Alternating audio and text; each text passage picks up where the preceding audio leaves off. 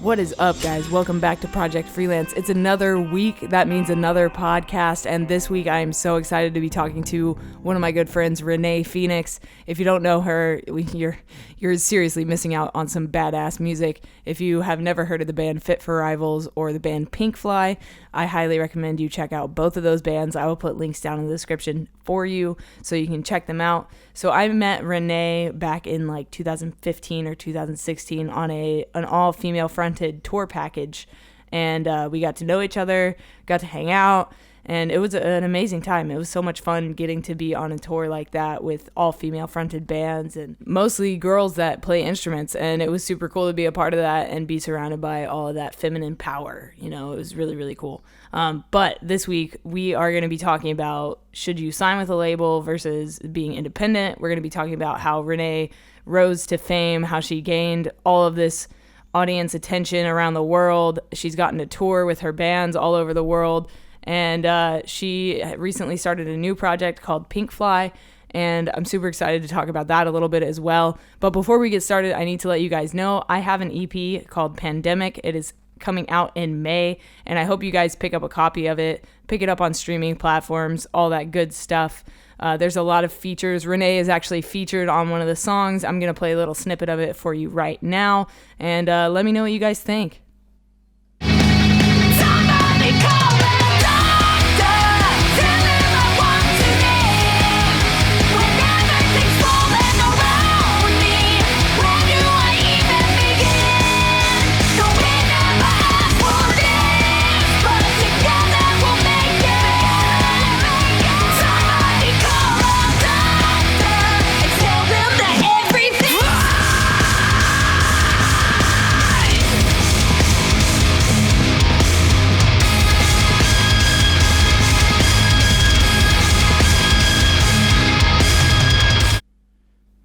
All right, so that was The Doctor's In. If you guys want to check that out, it's under K and Agonio on streaming platforms. I'll put links down in the description to Spotify, iTunes, and Google Play. If you guys listen somewhere else, I'll just let you find me your own way because we distribute to a lot of platforms, and it would just be a list of platforms we distributed to in the description if I did that. So yeah, if you guys want to find it, just look up K and Agonio on your streaming platform of choice.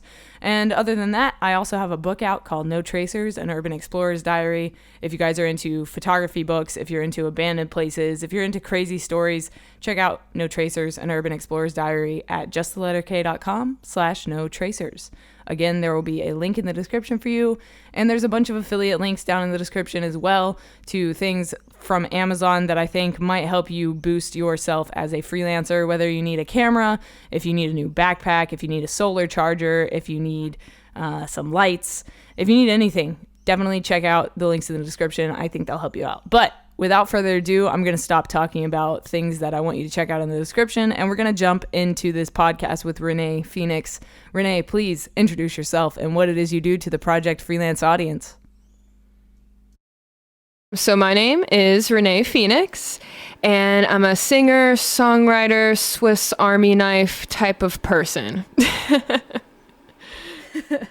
So let's talk about how you got into music. What drove you to start creating music in the first place? Like, what were your first kind of inspirations in the musical world?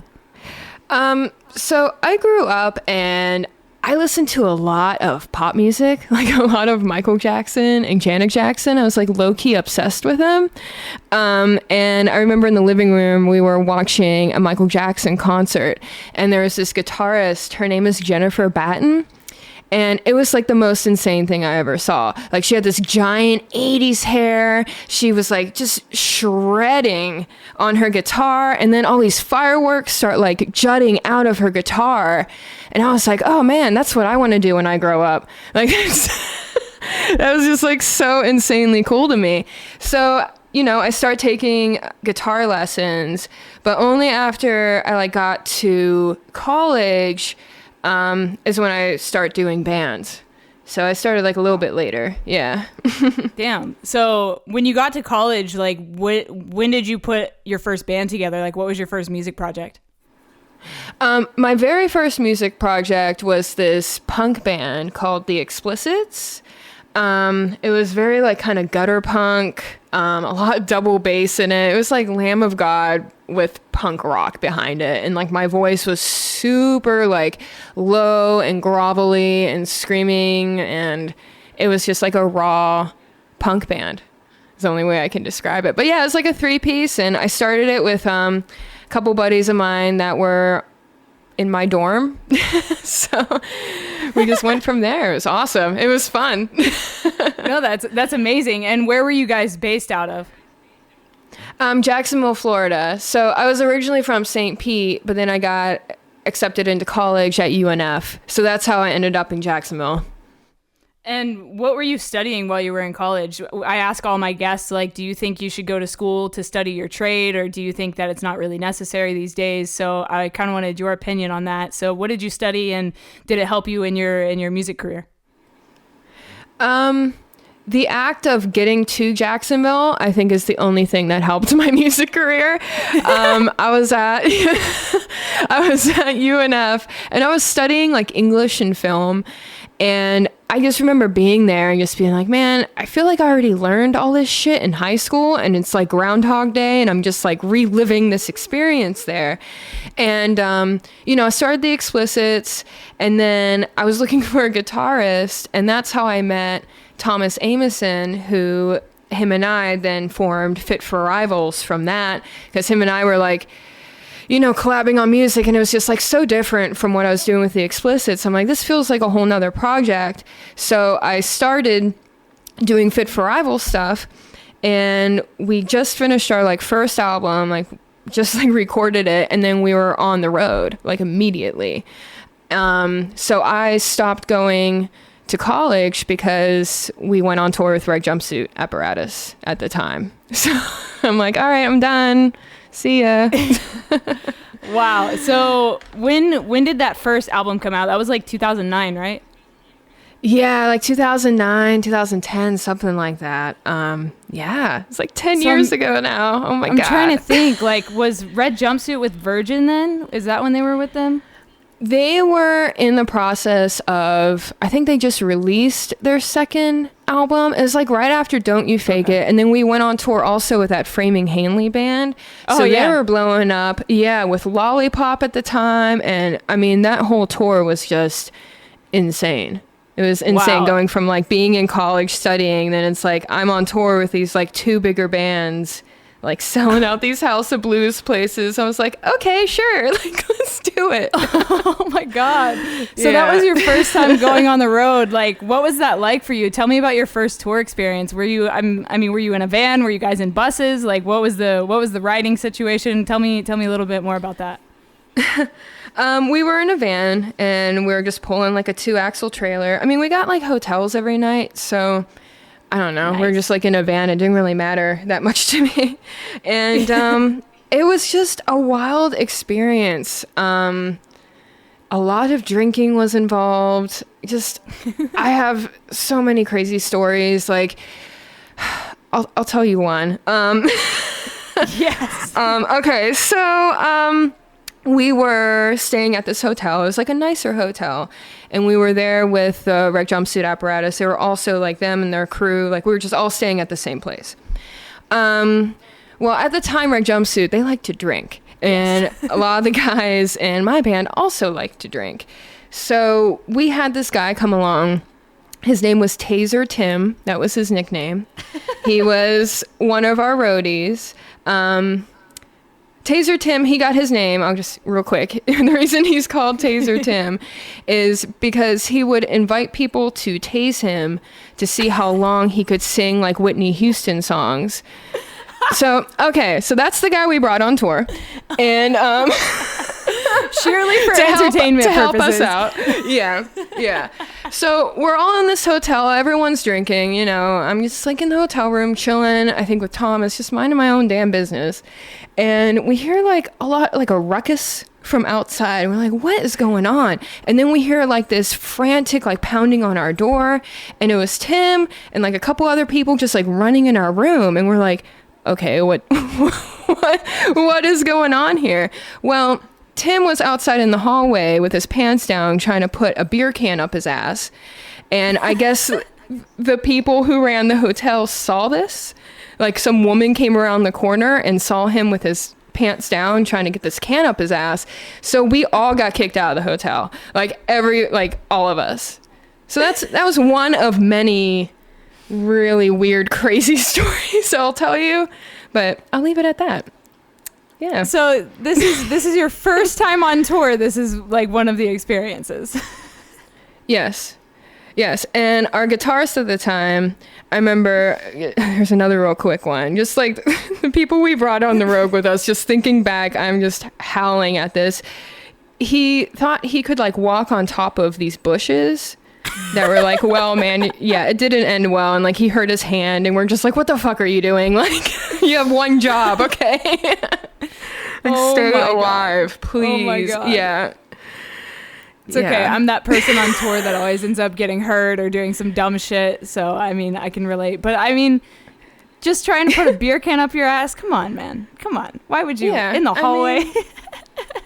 Yeah. I mean, why not? You know? So, yeah, why not? Why not? So, Why not? So from there, you guys, you were just solely touring from that point on? You just, like, dove into the deep end, basically?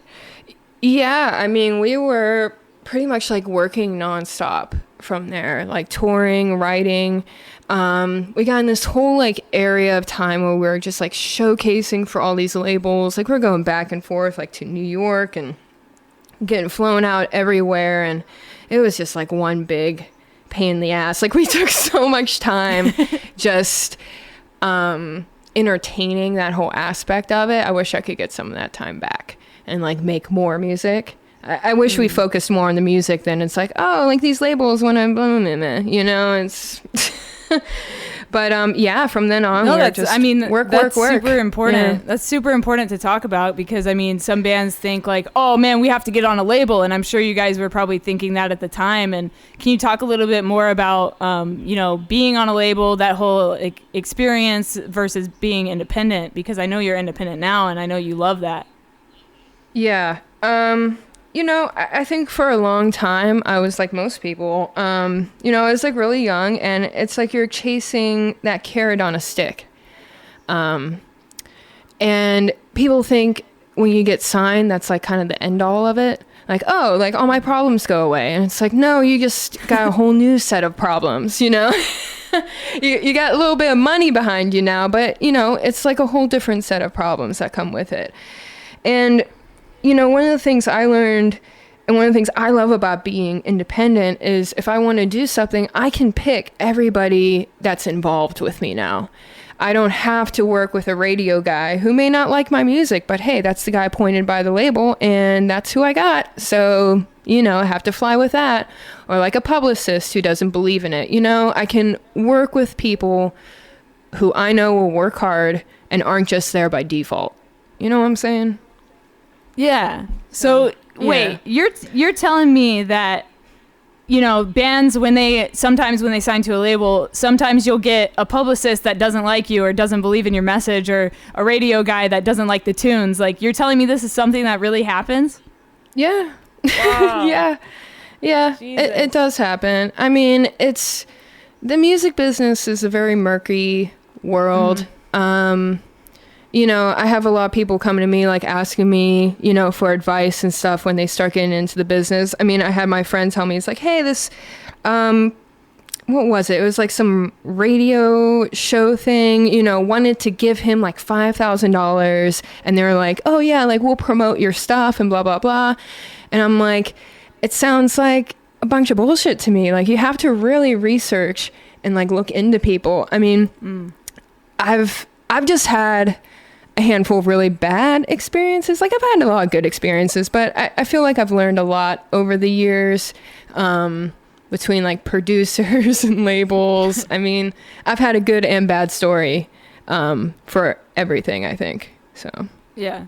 No, I mean, you've been in the industry for a decade, you know? I mean, that's enough time to see the good, the bad, and the ugly, you know? And as a filmmaker myself, I've been screwed over by people left and right, you know, and that's just unfortunately a part of the game, you know. There's always people out there to like take advantage or get something out of you, you know. Yeah. But what real jobs have you ever had, or have you ever had like a real job to help supplement your income while pursuing music? I have had a few real jobs. My last real job, I was working for a college textbook company. They specialized in mathematics, so I was doing like all of their video content and like editing, working with like instructors and nerding out all day. I just like listened to math like for like literally all day. Do you enjoy math, or was it like absolutely not? That's my least. It was my least favorite subject all through school. Like I dreaded math. I was bad at math. I always had math tutors. I was like, of course I'm working for a math company. But yeah, so that was one of my few jobs I've had. Like always just kind of picking up things where I can, because in doing this, I mean, even when we were signed to a label and, had quote unquote money behind us, Thomas and I were still doing like a lot of the graphic design work, a lot of the video work. We were hiring people that we knew to do our video work. And a lot of times we would end up editing stuff just because we didn't like what they did. I think Thomas and I both, like, we just kind of learned how to do everything out of necessity. Either, the budget's too tight to hire someone to do it, or the person we did hire didn't do it the way we wanted it. So it's like, all right, guess I'm hopping on YouTube for the next day and learning how to, do After Effects and make a lyric video. Dope. Yep. Yeah. I mean, I want to talk about that too. I mean, you make all of your own content, and I think that's super amazing, and not a lot of people can say that they do that. And so tell me a little bit about taking that into your own hands versus, outsourcing that. I mean, you just did a little bit, but what's it feel like to be able to make your own content? I mean, it's awesome. I save a lot of money, making my own content, but also I have more creative control. I can make it exactly the way I want. And, it doesn't say that I don't like working with other people. I do love like collabing, and I feel like fairly recently I've just like been way more open to the idea and with working with like other people and stuff. But yeah, it's been invaluable, because even when I do work with other people, like say I'm in the studio and I'm with an engineer or like whatever, I can speak their language. So I feel like I have more control that way too, because we just speak the same language. I can be like, hey, like I hear this frequency, or it's just like, I'm glad to be educated in all these things. Yeah, absolutely. Yeah. And it's such a skill to have as well, being able to communicate with people in their field. It helps the music grow, and it helps it become more incorporative, of like the whole team. I think that's great. So let's talk a little bit about the rise of Renee Phoenix. You've built this like massive fan base that has backed you and has supported every move you've made, everything you've done. Like, tell me a little bit about that and what it's been like to, use social media and use the internet and build an audience like that. I mean, it's been amazing. I am kind of like a YouTube kid, you know what I'm saying? I mean, like our whole kind of fan base has formed on YouTube. Like that's where everything, like all the catalysts and all that stuff like started to happen. So, I mean, I'm just very thankful for everyone who still listens and supports me in all the different things that I do. But yeah, it's amazing and also like overwhelming at times, because it is like just me kind of managing all this. I wish I had like 4 more of me to like help out a little bit more. But, I'm very thankful, very thankful. And then let's talk a little bit about Freak Machine Records. Tell me about developing your own label for music. Like what's all that about?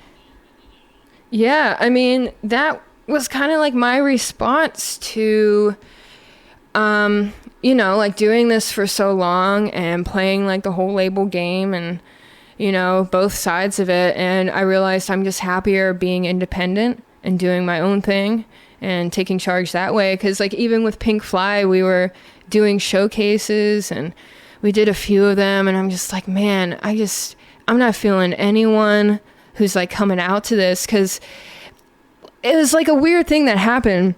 Like just the psychology behind it. I feel like you're kind of at the mercy of these people. It's like, oh man, I hope they like me. I hope they like me. Well, at this point, it's like, I know I'm a bad bitch. I've put the time in, you know, and I reversed it. I'm like, wait, do I want to work with them? Because I've built kind of this whole little universe for myself, you know? And when I start looking at things that way, I was like, yeah, I think it's time to start my own label, to put all my projects under, and hopefully work with some artists in the future and give them a chance to show their talent in a nice, like, transparent, fun environment, you know? Yeah, no, that's amazing. Yeah. And I think it's great that you've, taken it into your own hands. Not a lot of people can say that they, are able to do that or able to develop the skills to do that. And I think that over a decade, you've probably learned more than enough to be able to, manage your own projects, run your own label, do all these things by yourself. Like, this stuff is invaluable. And can you just tell people what a showcase is, like, for bands that may not know what that is? Like, talk about what a showcase is and how it goes whenever you actually do one. Oh, yeah. So a showcase is basically a record label. They want to come and see you before they sign you. So they usually prefer to come to a show, like a full show that you have. But sometimes their schedules don't work or whatever, or they just prefer to see you in a showcase scenario. So it's basically an SIR room, which is like a rented rehearsal space, usually rented equipment, and few label execs, like, they come out and they watch you perform a few songs, and you can either be super awkward about it or just embrace the weirdness and just take it at what it is, which, I mean, you have to. Like, I can see how people can get super nervous about it because you're not even up on a stage. You're just like on the same level as they are. And then you have, like, usually these guys in suits or whatever, just like looking at you with their arms crossed while you're like rocking out. It's like, all right, well, can't really feed off this audience, so I'm just gonna laugh about it and keep going. But yeah, that's basically what a showcase is. They just want to meet you and see that you can do the stuff live and speak with you and make sure you're a human being, all those things, For sure. For sure. So Yeah. Talk about creating Pinkfly, an all-female group. Like, what was the thought process behind that? Why did you want to do that?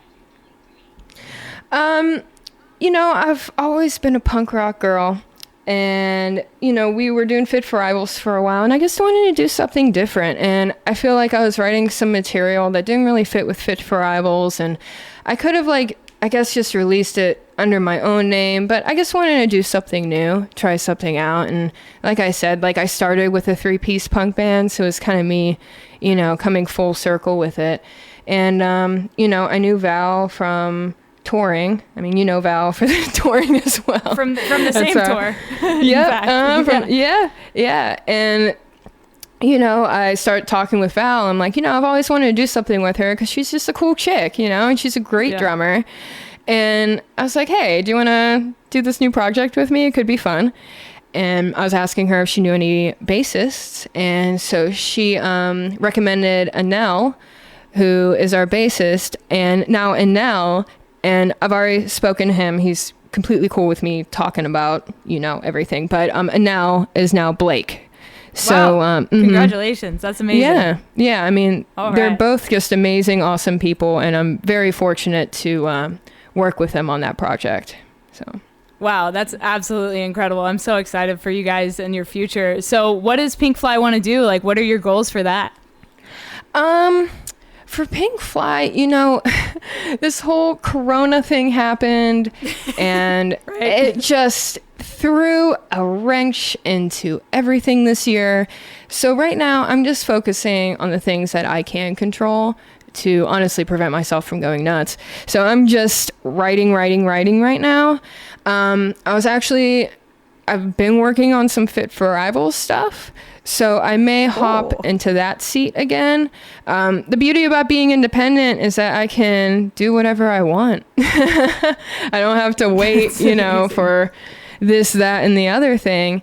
So, yeah, Tom and I have just been, sending stuff back and forth and, playing with the idea of doing something more with Fit for Rivals. Because, the band never broke up. None of my bands have ever really broken up. It's just like, hey, let's do something different. And when we feel like it, we can come back. I think everyone's looking for tea on that. I have no boiling tea on that. So I'm sorry. Yeah. No, you just wanted to work on something else for a second. That doesn't mean you've quit or given up on your other projects. Yeah.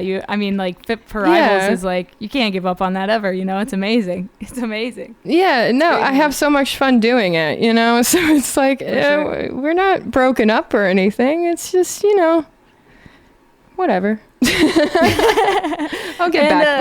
I'll get back to it. Yeah. And how long did it take for music to start paying your bills? This is a podcast about freelancing and making money as a freelancer. Yeah. So how long did it take for music to go from, just something you love doing to something that was like paying all your bills and stuff? It's been a journey as far as all that concerned, because, like with the labels and all the rights and all that kind of stuff, and fighting to get, all of our rights back to certain songs or albums or this, that, and the other thing. God, when did it start kind of coming in? We were doing well, like even on that first tour that we had. We were selling a lot of merch. We had some really nice merch. Tom and I were always good with like the money and stuff coming in and out, that we were able to, help people out in the band, paying all their bills and everything too. So it was all just, forming budgets and going from there. But, I think one of the best things I ever did, and I always tell people this, is you got to start writing. You have to start writing, because then you're going to see those residuals, like, coming in all the time, like quarterly, like through, BMI or ASCAP, whatever you have. And then you have TuneCore or, like your distributor and all that stuff. Like, you'll see all those pennies start to add up to like real money. But I've always loved writing music, and I encourage people to at least try to get into that world of things. Yeah, during this quarantine, I've worked on 3 EPs, 3 separate music projects, and it's like, what else would we be doing right now? It's like, this is the perfect time to be writing and creating. So this podcast is going to come out in a few weeks, but if you guys are listening to this and you're still in quarantine, start getting on your shit. Like, start writing some music, man. Yeah, now is the best time to do it. Really. Yeah. I'm usually like in my room all day anyway, like staring at a computer, writing or doing whatever. So it's like this coronavirus is like everyone freaking out, and I'm like, oh man, was like me staying inside like that horrible? Like, y'all think it's that bad? Oh shit. Clearly they're protesting staying inside now, so it's apparently people can't stand being by themselves with themselves. So some people just can't hack it inside alone, but yeah, I'm the same way. I'm in front of my computer all day, and so I think what I've been telling other freelancers is that we just adapted to this, like everyone that has normal jobs, they're freaking out, and we're just chilling. We're just chilling, making content, man. Yeah, I have a love-hate relationship with this virus, because I love it because I feel like I'm like getting ahead of things, like it's giving me more time to do shit. But I hate it because, of course, it's like the world is ending and people are dying and like all this crazy shit's happening. But it's just like, fuck, like, it feels good to like just sit down and create and kind of have like all the outside noise stop for a minute, Absolutely. Yeah. No, yeah, it's like a horrible, disturbing blessing in disguise, kind of, sort of, not really, but I totally agree with you. Yeah. It's hard to be nice to something that's like killing a ton of people, you know what I mean? Jesus. Oh my God. Yeah. So what are you up to now? You said you're working on some music for Fit for Rivals, for Pinkfly. Like, what do you plan to do after this virus is over? Do you have any plans for the rest of the year? For the rest of the year, everything has just been put on pause. But I'm in California right now, and I will be relocating to Nashville. So I got that. I get to move during a pandemic. All right. So There will be no traffic. That's what yeah, hey, you know what? That's a good way to look at it. I like that. Stay positive. So, but yeah, I think that's the next big thing I have coming up, and just writing and working on content. Like I was saying before, just controlling the things that I can control during this time, and not letting myself get caught up like, oh man, I wish this and this was going on, because then XYZ, whatever. But yeah, just trying to stay sane. Amen to that. All right. So Yeah. my last question for you is, what is something you know now that you wish you knew when you started? Let's see. I would say I wish I would have trusted my gut instincts a little bit more, and believed in myself a little bit more about things, because I feel like just, with Fit for Rivals, I remember like we took on like a couple producers and this, that, and the other thing, because we thought, oh, this would help, when in reality we could have done everything ourselves. Like the label at the time, I won't say who it is, but they spent like $45,000 on this producer. And the only thing he did was eat and tell us, oh, hey, that song should probably be a little bit faster. Like, literally. And we got the album back. It sounded like complete shit. It was probably the worst sounding bullshit I've ever heard. And you know what we did? We went and re-recorded the entire thing in the same dude's house we recorded Steady Damage in. Wow. Wow. Yeah. Oh my God. So I'm just saying, I have a lot of stories like this. So I just wish I would, we would just trusted ourselves, because what we were doing was good already, Yeah. No. Cool. Hey, But people can fill your head with stuff, It's like when people come at you and be like, I worked with Lady Gaga, and I know Bruno Mars, or like whatever bullshit that they throw at you. I mean, a lot of the times it's like, no, man, you're probably in the corner with your thumb up your butt, and Lady Gaga wrote the song while you were like doing whatever the fuck, People like to piggyback off stuff a lot. So, I wish I trusted my gut on things. I wish I believed in what we were doing a little bit more, so we didn't put our future into so many other people's hands that weren't qualified to do so. Yeah. Hey, thank you for the advice. Thank you for sharing that. That's a lot. Yeah, I can only imagine some of the other stories you have if these are the ones you were able to share on the podcast. I'm gonna have to pick your brain off this podcast. Yeah. I gotta know more, man. Oh yeah, I can. I'll tell you some more crazy shit after. Oh yeah, I need to know so I don't fall into the same trap. Yeah, no, I'll be your spirit guide. I will guide you through this. Thank you, Sensei. I appreciate that. Yes. Cool. Awesome. Hey, Yeah. thank you. Yeah. Thank you. We did it. Yeah, but you know what? I want to end things on a positive note, though. For sure. I couldn't be happier doing what I'm doing. I'm having more fun doing music now than ever. And it's because I found my independence, I think, through it all. And I learned from my mistakes, and I learned from all those things. And instead of holding grudges and being mad about it, I use it to hopefully help other people by telling some of these stories and just learning from it. But yeah, I'm very grateful to be where I'm at. I'm very happy, and I've been having more fun than ever. So, happy endings. Amazing. Hey, thank you for taking the time to come on to Project Freelance and talking to everybody and sharing your story. Oh, yeah, no, thank you for having me. This has been super fun. Super duper fun. Thank you. So that was my podcast with Renee Phoenix, and I'm so grateful that she had the time to come on and do that. I had a blast talking to her, and I can't wait to see what she does here in the future. If you guys enjoyed this episode of Project Freelance, please do me a huge favor and give it a rating and some feedback. And if you give it a rating and feedback, I will actually send you a signed photo print. all you have to do is take a screenshot of your feedback and send it to Project Freelance on Instagram or Twitter, and I will mail you out a photo as soon as I can do so again. Thank you guys. Thank you for listening to another week of Project Freelance. If you're new here, hit the subscribe button. If you're a veteran, well, share it with somebody else so that they hit that subscribe button. Cool, guys. Thank you so much. I will talk to you next week on Project Freelance. Stay strong, keep enduring, go out, and go create something.